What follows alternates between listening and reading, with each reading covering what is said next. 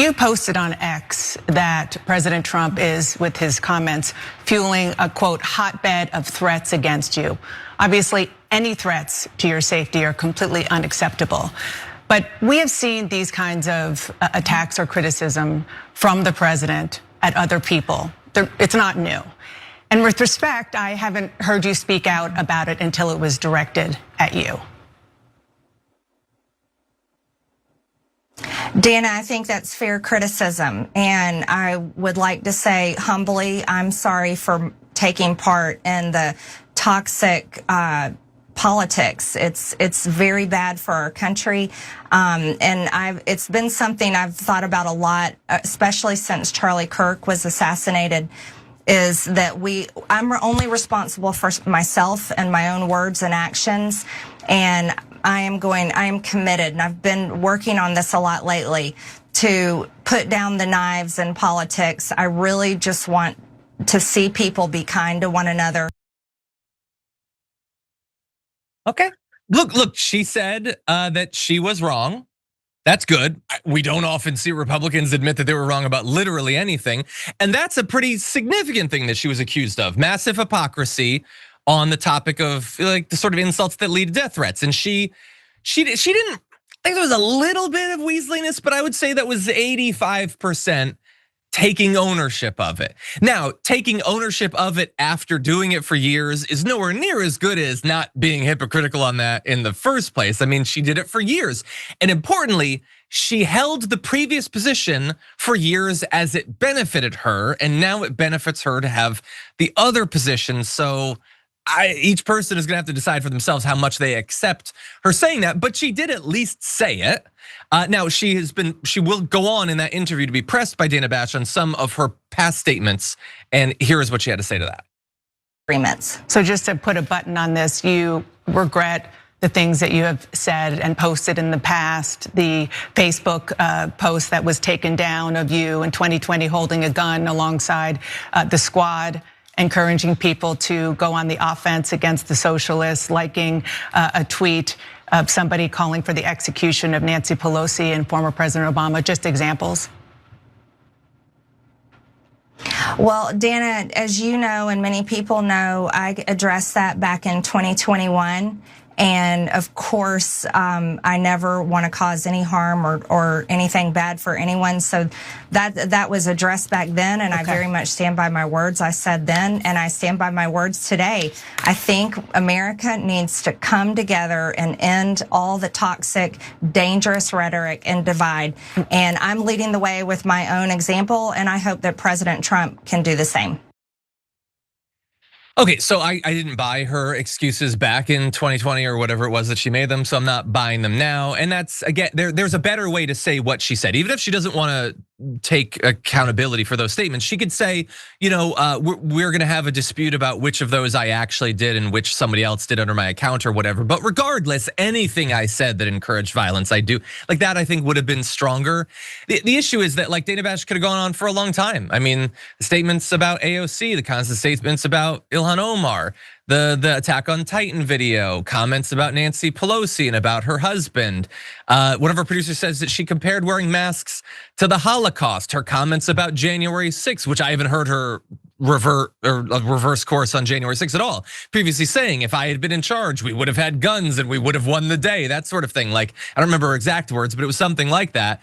There's been a lot of that stuff. And she says now that she's leading the way, which first of all, I don't know that you're leading the way on taking down the temperature in the country. You want to be a part of it, that's fine. Don't nominate yourself as the leader of stopping tribalism and partisanship. But also, I think we could test that.